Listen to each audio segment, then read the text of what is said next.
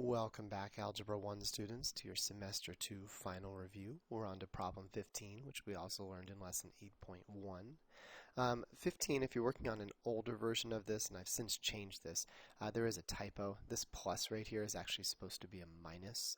So I'm going to rewrite that. 3p squared minus 2p plus 3 minus negative p squared minus 2p plus 3.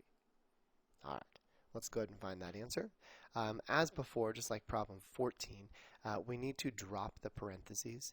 And to drop the parentheses, one of the easiest ways we know is to distribute the value out front. So if there's this positive 1 out front, when we distribute, nothing's going to change at all. Multiplying by positive 1 keeps everything the same.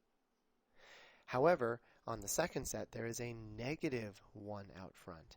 And when you distribute by a negative, the signs at least change for each problem, right? A negative times a negative will become a positive, and a negative times a positive will become a negative. So I think we're seeing something like this.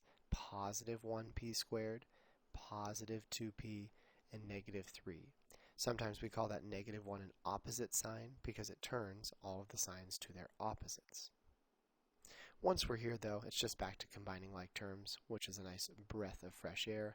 We have 3 of these p squareds, and we're adding 1 more. That will get us 4 of those p squareds.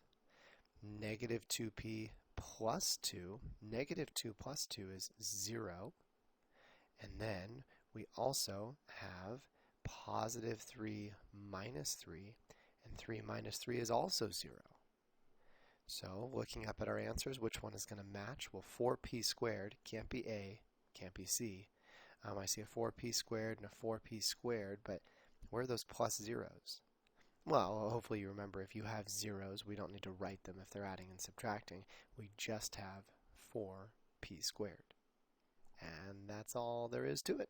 So thank you, and hopefully you keep finding success on that Semester 2 final.